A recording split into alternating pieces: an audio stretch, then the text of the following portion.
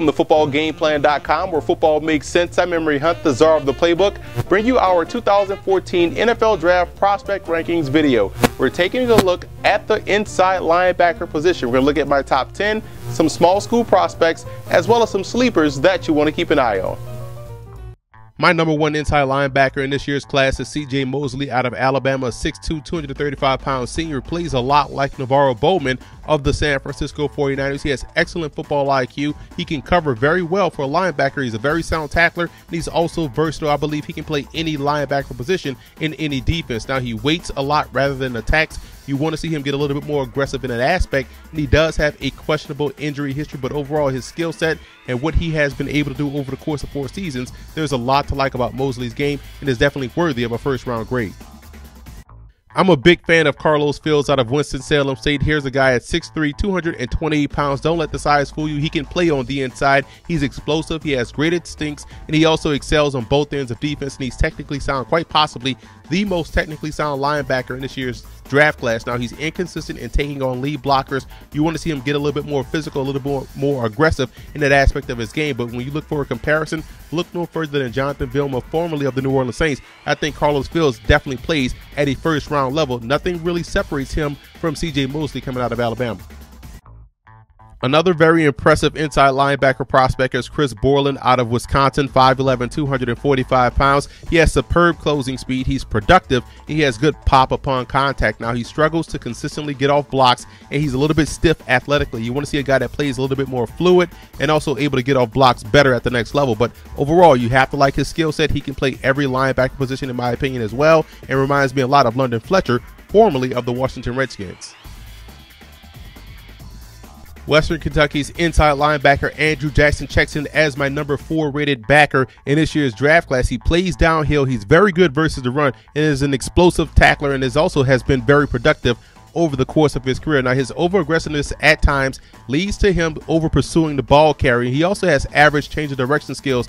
Those are some things that he's going to have to improve on, get a little bit quicker and a little bit less aggressive in his approach, but he reminds me a lot of Curtis Lofton that plays for the New Orleans Saints. Rounding out my top 5 is Roosevelt Nix out of Kent State at 5'11", 250 pounds. He's a former defensive lineman, and that's a small knock on his game, but can he play in coverage? That's the biggest question you're going to have about a guy making the transition from defensive line to linebacker, but he is able to win in confined spaces. He has good movement skills. He has also very good pass rushing skills, and when you look for a comparison, he reminds me a lot of Lamar Woodley that plays for the Pittsburgh Steelers, because he made the same type of transition coming out of Michigan into the National Football League.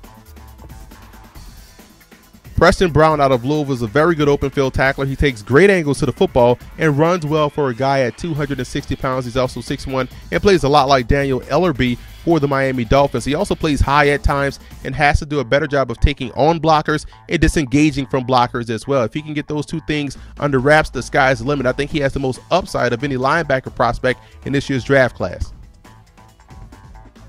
At one point in time in his career, Shayne Skov out of Stanford looked like a bona fide first-round selection at 6'2", 245 pounds. He has good, solid all-around game. He is an excellent blitzer, but he has an extensive injury history, and he lacks the suddenness at the position that you want to be a consistent starter. I do believe he does have a place at the next level on the inside and will be a solid pro for many years to come.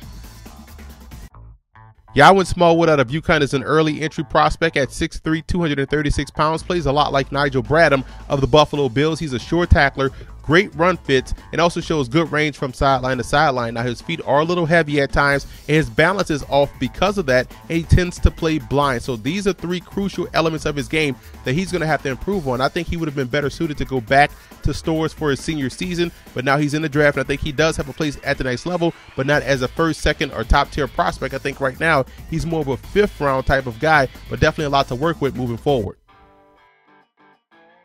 Now, here are some small college prospects you want to keep an eye on, starting with Stefan Robertson out of James Madison at 5'11", 220 pounds, a guy that has bulked up and added weight, which was huge for his game. A lot of scouts wanted to see that. He plays with great range and is a good all-around player. Now, he must become more stout at the point of attack, and he tends to take false steps, which could get him out of a lot of plays. But overall, you look for a comparison, look no further than DJ Smith, formerly of the Green Bay Packers, that now plays for the Carolina Panthers.